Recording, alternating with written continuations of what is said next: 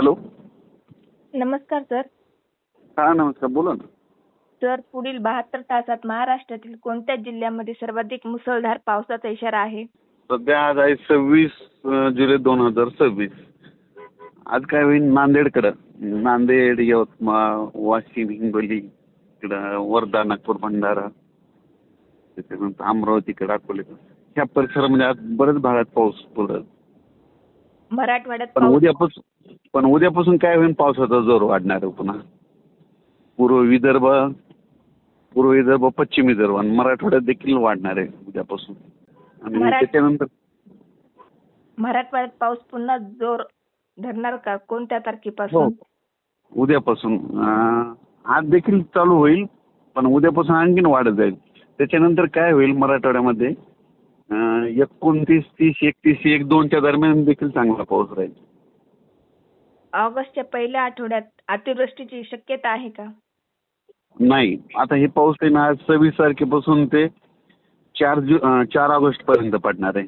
26 जुलै ते 4 ऑगस्ट. तर हे पाऊस पुन्हा काय होणार, एक चक्रीवादळ यायलंय.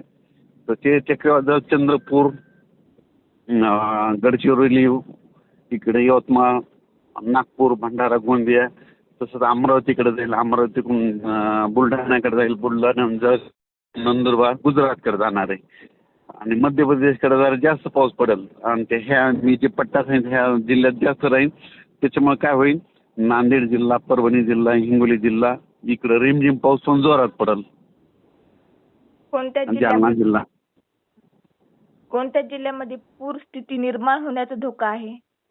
सध्या नाही, पूर्ण फक्त काय होईल, नागपूरकडे तिकडं थोडं उडे नाले वाहतील तिकडं. चंद्रपूर, नागपूर, यवतमाळ, भंडारा, गोंदिया, अमरावती, अकोला, बुलढाणा, जळगाव, जामोद, धुळे, नंदुरबार ह्या परिसरामध्ये मात्र वडे नाले वाहतील.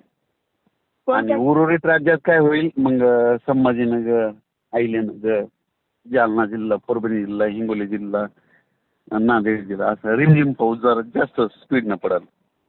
30 जुलै, 31 जुलै आणि 1 ऑगस्ट. Okay sir. कोणत्या जिल्ह्यामध्ये पावसाचा खंड राहील? एवढं खंडन नाही. आता ह्या काय होणार आहे, आता आज 26 जुलैपासून सोलापूर जिल्ह्यामध्ये, लातूर जिल्हा, धाराशिव जिल्हा, बीड जिल्हा, सातारा, सांगली, अहिल्यानगर, ही जे भागात आहे तिथं काय होईल, अर्ध्या तासात पण जोरात पाऊस पडणार. जे भाग सुटलेला तिथं देखील पडून जाणार 4 ऑगस्ट पर्यंत. यावर्षी ऑगस्ट महिन्यात सरासरीपेक्षा जास्त पाऊस पडेल की कमी? ऑगस्ट महिन्यामध्ये काय होईल, शेवटच्या आठवड्यात एक चांगला जोराचा पाऊस, आता जसं आला तसंच येईल. शेतकऱ्यांनी पुढील 5-7 दिवसात कोणत्या हवामान बदलासाठी तयार राहावे?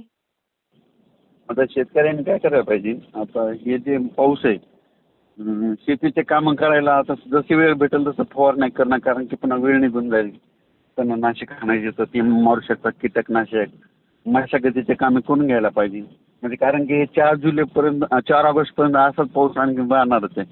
दुपारपर्यंत ऊन पडेल, दुपारनंतर जोराचा पाऊस पडणार. त्याच्यामुळं जसे वेळ भेटेल तसं खुरपणी करून घेणं गरजेचं आहे.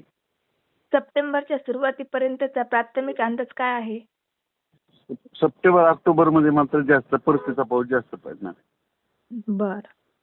आणि नोव्हेंबरमध्ये 1, 2, 3 नोव्हेंबरला एकदा पाऊस येईल आणि 13 नोव्हेंबरला मात्र थंडी येईल. Okay sir. धन्यवाद सर.